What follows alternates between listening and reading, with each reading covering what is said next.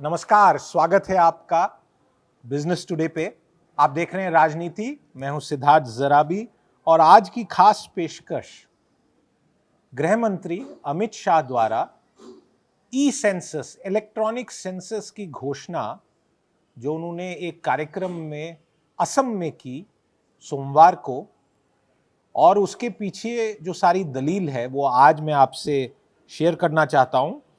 और मैं दलील शेयर कर रहा हूं और आपसे पहले एक रिक्वेस्ट भी कर रहा हूं, बिजनेस टुडे इस चैनल को आप लाइक करें, शेयर करें, सब्सक्राइब करें यूट्यूब पे और अपना फीडबैक दें, क्योंकि जो आज मुद्दा मैं आपसे शेयर कर रहा हूं ये एक बहुत महत्वपूर्ण मुद्दा है। क्या है ये मुद्दा?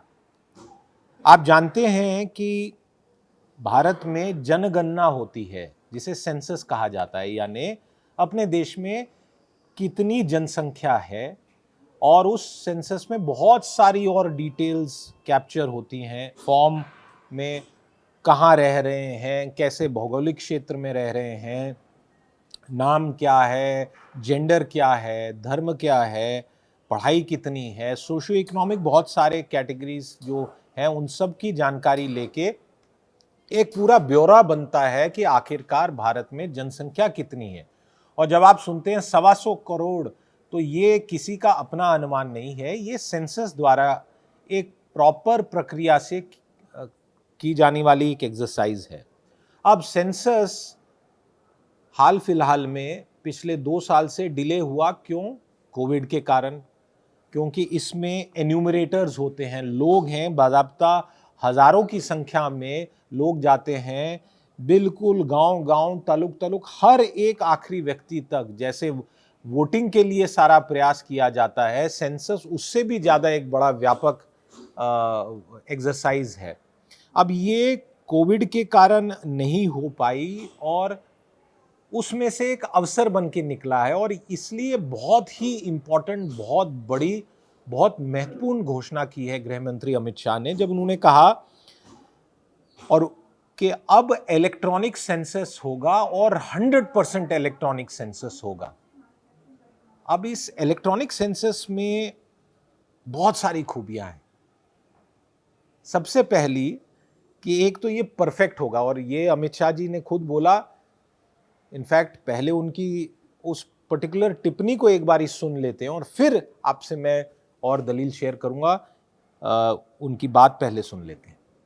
पहली बार इलेक्ट्रॉनिक रूप से जनगणना करने वाले हैं। जब जनगणना का इतिहास सालों तक लिखा जाएगा, इसमें इस जनगणना में जो हमारे कर्मयोगी भाई बहन सम्मिलित है उनका नाम सुवर्ण अक्षरों से लिखा जाएगा, क्योंकि जो शुरुआत करता है दुनिया उसको हमेशा याद करती है। तो मुझे मालूम है ये कठिन काम है, मगर हम सब ने मिलकर करना है, क्योंकि देश के विकास का आधार ये जनगणना की सफलता है।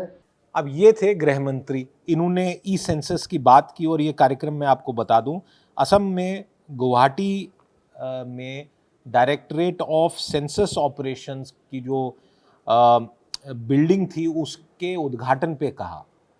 और असम में क्यों कहा?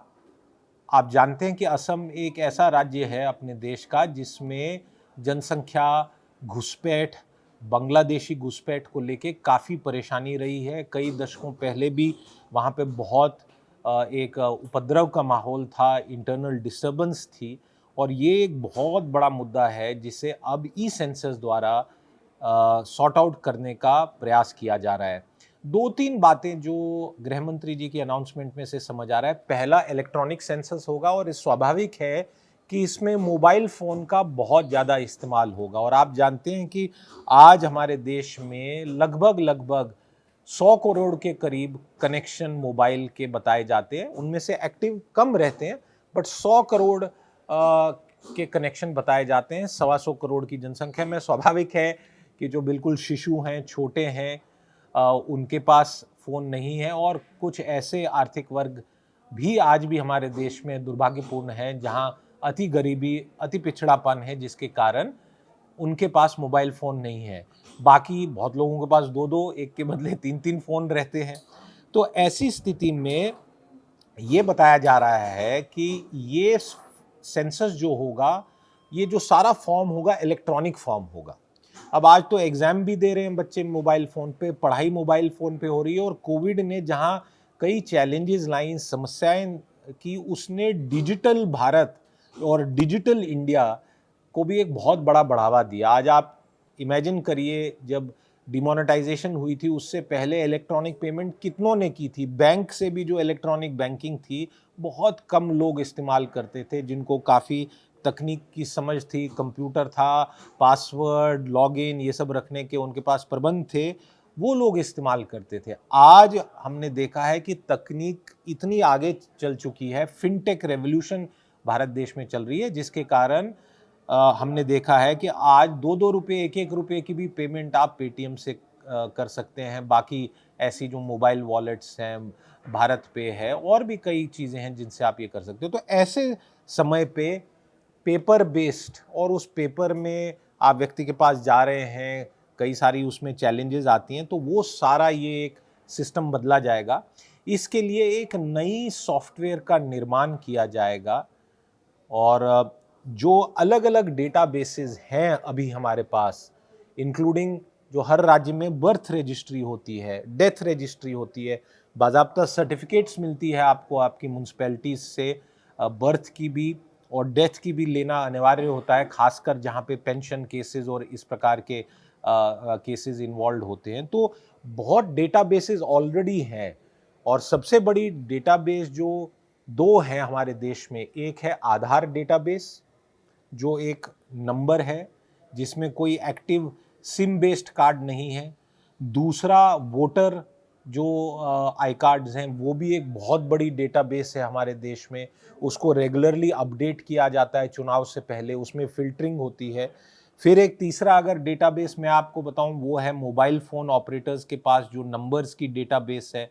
आज हर व्यक्ति को अपना केवाईसी करना पड़ता है। आप ऐसे ही कोई फर्जी सिम उठा के खरीद के इस्तेमाल करें, शायद बदमाश टाइप लोग करते होंगे, कोई तरीका निकालते होंगे, बट काफ़ी कठिन हो चुका है। तो अगर वैसे देखा जाए तो देश में बहुत सारी डेटाबेसेस हैं। आज तो नंबर भी आप अपने मोबाइल का एक नेटवर्क से दूसरी नेटवर्क पे ले जाते हो, नंबर यानी आपकी आइडेंटिटी वो 10 डिजिट नंबर है। तो ऐसे एक वातावरण में बहुत पुरानी, सदियों पुरानी एक प्रक्रिया, कागजी प्रक्रिया से हट के एक इलेक्ट्रॉनिक सेंसस की जो बात की गई है, मैं मानता हूं कि ये एक बहुत बड़ा इसका सफल परिणाम निकलेगा। और जैसे गृह मंत्री ने खुद कहा कि अगले 25 साल के लिए इस सेंसस की एक्सरसाइज के बाद जो पॉलिसी फ्रेम बनाना होगा वो अच्छे से बन पाएगी, क्योंकि ये जानकारी रहेगी।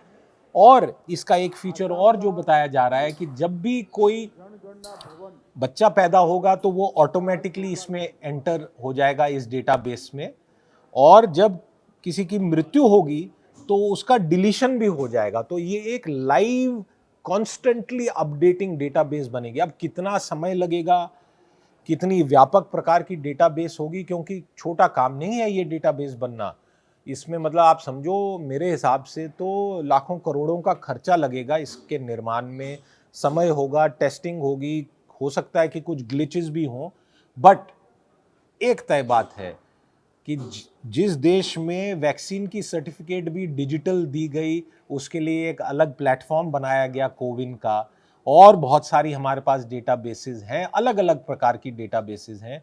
उसमें जिसे मैं कहूँगा mother of all databases, electronic census, सारे भारतीयों का एक्यूरेट, बिल्कुल सही, बिल्कुल डिटेल्ड जानकारी वाला जो एक ये बनेगा।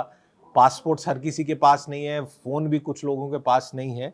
तो इससे हमारी पॉलिसी मेकिंग में और देश में देश का कौन, बाहर का कौन, ये सब जानकारियां बहुत अच्छे से मिल पाएंगी। और हम यही आशा करेंगे कि गृह मंत्रालय और जो अमित शाह जी ने ये घोषणा की है, इस पे अब जल्दी से जल्दी अमल हुआ है। आज राजनीति के इस एपिसोड पे, बिजनेस टुडे पे इतना ही। आपसे फिर मिलेंगे, तब तक के लिए नमस्कार। वीडियो पसंद आया तो हमें लाइक, कमेंट, शेयर और सब्सक्राइब जरूर करें।